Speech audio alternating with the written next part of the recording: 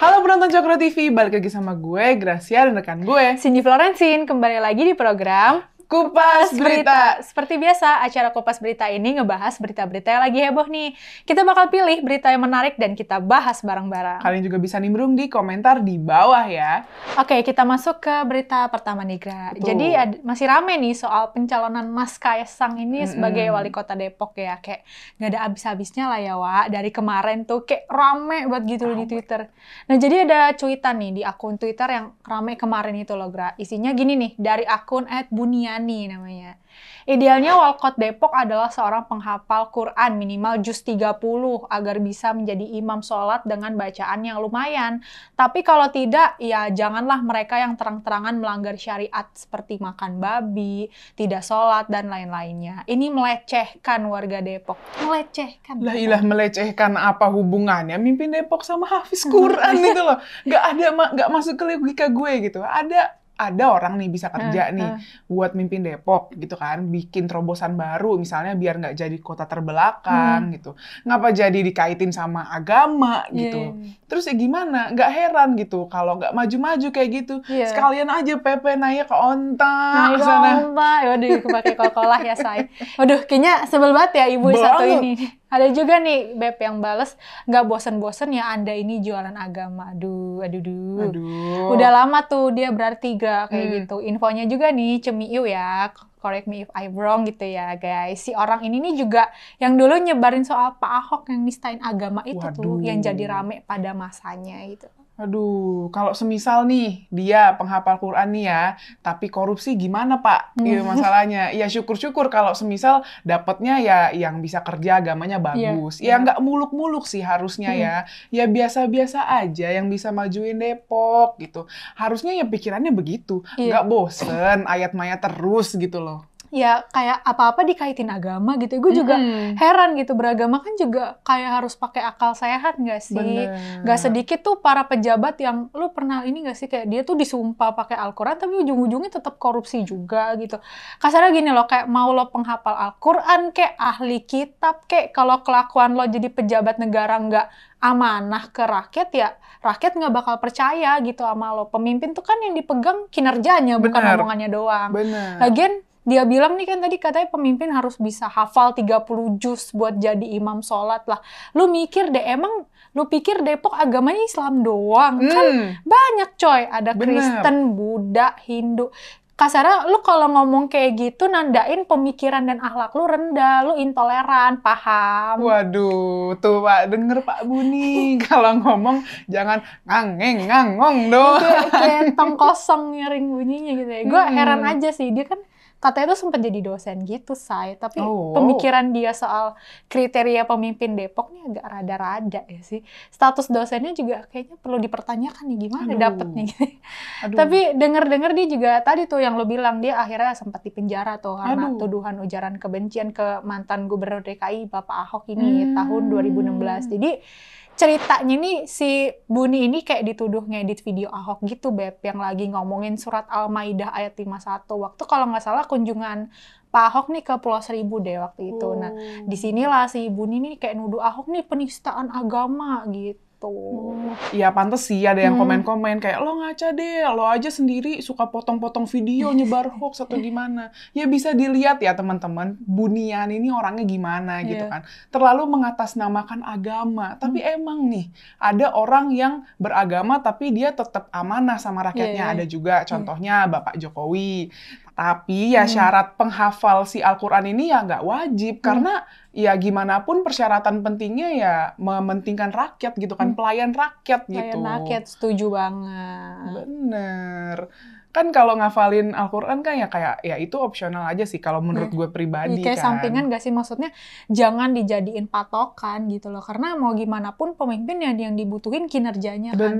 Tapi bagus kalau misalnya dia selain penghafal juga ternyata kayak mengaplikasikan ilmu agamanya nih buat rakyat gitu. Tapi jangan jadiin patokan. Jangan dipatokan, salah banget. Oke, kita masuk ke berita selanjutnya nih, Sin. Nah, kemarin rame banget video soal sejumlah mahasiswa yang lagi KKN atau kuliah kerja nyata. Nah, mereka diusir warga di kawasan Bungus Teluk Kabung, Kota Padang, Sumatera Barat. Wah, kenapa sampai diusir gitu, Gra? Mereka salah apa ini? Soalnya mereka ini kayak nyindir-nyindir gitu loh, fasilitas desa tempat mereka KKN gitu di sosmed. Ya, mereka ngeluh sulitnya dapat air, mandinya jadi di musola gitu, terus juga harus ngontrak bayar di sana. Tahu nggak ngomongnya gimana? Gimana? Wait, gue coba impersonate ya. Ini gue coba ya. Coba. Kalian libur semester, mana main? KKN lah. KKN kalian di mana? Tanah datar, 50 kota. Bungus lah, air nggak ada. Mandi di musola, uang nggak ada. Diusir, ngontrak bayar pula. Dek, main-main sama sosmed. Ntar nggak lulus nangis. KKN tuh jadi syarat buat lulus juga nggak sih, Beb? Gue nggak relate nih, soalnya kalau jurusan gue akuntansi adanya magang. Iya benar. Iya, Beb. Jadi syarat buat lulus ya nih adik-adik semuanya ya. Kalau misal nih di sana air susah lah, apalah ya, itu jadi tugas kalian buat bawa perubahan desanya gitu loh. Emang dikira KKN tuh acara homestay, jalan-jalan, bukan bodah. Namanya juga kuliah kerja nyata ya, kita keluar duit pasti buat majuin desanya. Gimana dah? Bukannya terima kasih masih bagus dikasih izin KKN di sana, kan buat lulus kalian juga, buat nilai kalian juga. Pantas saya diusir, akhlaknya opso. Nggak ada malah akhlak gitu. Emosi deh ini si ibunya ini. Jangan emosi dong. Ya jadi ya infonya nih, adik-adik ini tuh dianggap nggak bawa perubahan di desa itu. Ya kan kasihan juga sih sebenarnya dosen pembimbingnya ya, malu gitu. Mana bikin video sindir-sindirannya tuh pakai hahaha pede banget gitu. Kayak nggak tahu malu banget. Ya kan itu tugas lo, anjir, kesel dah gue. Iyalah, kalau semisal nih kalian kayak ditempatin di tempat yang udah bagus, udah maju, terus kerja lu apa gitu kalau KKN? Sekali lagi nih, gue tegesin ya, kan kuliah emang kerja nyata, emangnya nggak ada sosialisasi kah sebelum terjun gitu? Jangan-jangan bolos nih sosialisasinya nggak ikut. Nih kalau di kampus gue nih sosialisasi nggak ikut, nggak boleh nih. Dicoret langsung. Iya, lemes banget mulutnya, enteng banget lagi. Bagus sekali begitu loh. Lu bayangin gak sih pasti warga desa di situ yang ngeliat video itu ya gimana perasaannya coba gitu. Kalau semisal di sana memang susah air ya gimana gitu. Harusnya kan ya kalian ini mahasiswa ini yang bikin perubahan, kayak bener-bener mereka nih nggak mencerminkan manusia berpendidikan gak sih, Gra, kalau kata gue gitu. Kalian nih mahasiswa loh, mahasiswa. Gue jadi malu banget dengernya, sumpah deh, udah dikasih tempat tinggal malah nyindir-nyindir, dan emang gak ada yang gratis di dunia ini, say. Kalau singgah ya lu bayar, di mana bumi dipijak, di situ langit dijunjung. Kalau semisal lu mau nyindir tuh ya akses ke sana kek, jalan ke sana kek.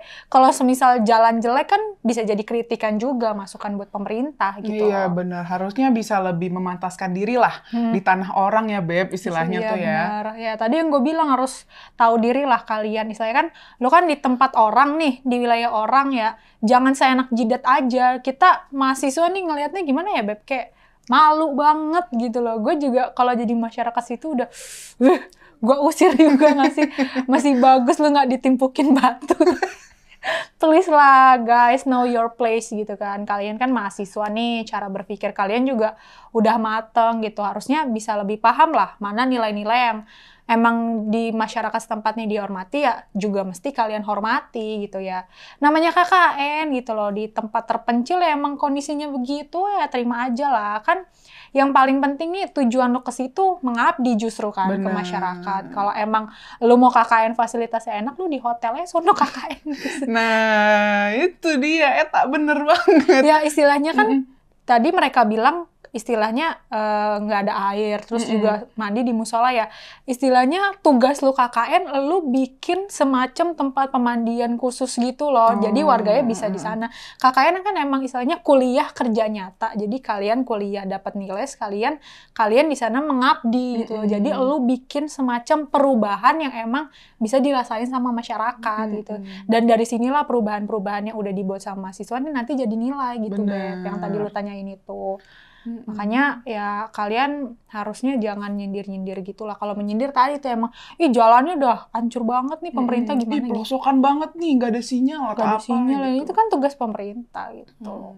Masih mending lu mandinya di sumur, mandinya di musola. Kalau lu suruh nimbah sumur. Ya nimbah sumur mana? Nggak ada tempat mandi, lu berak di MCK. Bingung kan? Masih mending ada musola loh. Ini gimana nih gue kalau ini sungai, aduh kacau. Oke, Sin, sekarang kita masuk ke bagian bacain komentar para penonton Coklat TV ya. Nah, komentar pertama dari Rocky Rohiman 3704 di video Fatwa Guntur Romli yang judulnya Gibran bikin pusing kadrun, spanduk tolak gereja langsung dicopot. Komentarnya gini nih, orang muda yang punya sikap tegas dan tidak takut kepada kaum intoleran, calon pemimpin Indonesia di masa depan. Libas terus, Mas Wali. Terima kasih Gunrom, Anda telah mengabarkan sesuatu yang mencerahkan. Wih. Ini nih pemimpin yang kayak gini nih yang patut diacungi jempol 4. Nggak bisa. Oke. Susah. Pemimpin yang muda, tegas, nggak takut sama kaum intoleran. Setuju. Bener banget. Ya bisa jadi contoh buat pemimpin yang lain. Janganlah kerjaannya manut aja sama kaum sebelah itu. Biasanya tuh yang manut-manut ini yang suka main aman gitu. Biar suaranya tetap banyak. Kaum sebelah, kaum siapa tuh? Yang ya itulah pokoknya. Yang tadi Pepe pakai onta. Oh siap. Lanjut. Oke, Gra, nih komentar selanjutnya dari @lindakusuma 2722 di video opini terkini yang judulnya Belajar Sikap Toleran dari Seorang Gibran. Komentarnya gini nih, sesungguhnya banyak pemimpin yang cuma ingin haknya saja tapi ogah kewajibannya. Cuma mau cari amannya saja dan jadi pengekor. Jadi pantas saja hanya segelintir pemimpin yang dikenal dan dicintai publik karena keberaniannya menegakkan kebenaran di wilayahnya.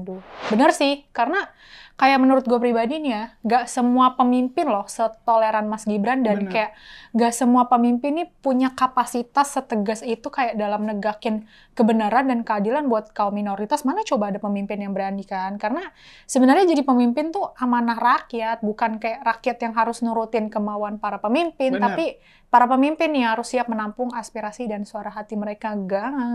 Gas. Lanjut, Beb. Oke, komentar selanjutnya dari Tahan Prasetyo 579 di video Kupas Berita yang judulnya What? Masa cuma gegara berorientasi LGBT 2 dosen UNP dipecat? Komentarnya gini nih, people hate what they don't understand. Menurut pengalaman saya sih, saya ada beberapa teman seperti itu. Tapi dia kerjaannya bagus banget dan jujur. Malah di HRD saya bilang, saya suka hire orang-orang dengan orientasi tersebut untuk pekerjaan jasa karena mereka berada di dua sisi. Mereka bisa twist dan tahu cara treat customer wanita maupun pria. Saya justru trauma bekerja sama orang yang memakai atribut dan kelihatan alim. Pengalaman pernah kena tipu dengan jurus bawa-bawa agama tapi nipu. Notice nggak orang-orang yang kena KPK pakai baju orange tapi pakai apa kalau cewek, kalau cowok atribut agama. But again, people hate what they don't understand. Gue suka banget sih sama komentar ini. People hate what they don't understand. Asik. Gue notice sih di video kita yang kemarin banyak komentar yang kontra ya. Ya nggak apa-apa kan poinnya ya kita kan diskusi kan. Tapi poinnya di sini yang mau kita tegasin di sini adalah ya belum tentu orang yang berorientasi nggak straight itu bukan orang baik gitu. Itu kan urusan masing-masing gitu kan. Kita ya dianggap mengkampanyekan LGBT gitu kemarin. Yang nggak sama sekali ya teman-teman kan emang udah di disclaimer juga gitu kalau kita nggak dukung LGBT. Cuma ya sangat disayangkan aja. Ya intinya mah saling menghargai aja lah gitu. Nggak ada salahnya kok gitu. Baik ke orang, capek juga sih sebenarnya ngejelasin panjang lebar kalau emang orangnya nggak suka gitu. Ya itu lagi tadi yang gue suka tuh. People hate what they don't understand. Lanjut. Itulah. Nah, komentar selanjutnya nih dari @jaw198 di timeline dengan judul Wus, kereta cepat hajar semua kritikan. Komentarnya gini nih, perubahan zaman sedang terjadi begitu cepat. Untungnya kita memiliki sosok pemimpin yang paham akan perubahan cepat itu. Dia selalu bekerja tanpa lelah, tanpa berleha-leha. Dia paham dengan perkembangan teknologi yang sangat cepat. Dialah presidenku. Presiden terbaik setelah Soekarno, yaitu siapa lagi kalau bukan Joko Widodo. Terima kasih Pak Jokowi sudah membuat rakyat rakyat Indonesia percaya diri dan bangga merdeka. Widih. Bener banget sih, karena selagi teknologi itu bisa memudahkan kegiatan masyarakat ya why not gitu loh. Kan kita juga nggak mungkin terbelakang terus dong, Say. Kayak kita kan juga perlu menyesuaikan diri nih sama perkembangan zaman kan. Nah, menurut gue nih kayak langkah Pak Jokowi sebagai pemimpin dalam bersaing di teknologi ini kayak udah tepat banget nggak sih? Karena kan Indonesia ini juga harus bersaing gitu sama negara-negara lain kan. Salut banget sama Pak D. Pak D keren. 4 lagi. 4 Nggak lagi. bisa. Nggak bisa. Oke, mungkin itu aja nih beberapa komentar menarik yang ada di channel Coklat TV. Jangan lupa like, comment, subscribe channel ini. Stay tune terus di program kita di Kupas Berita. Bye-bye.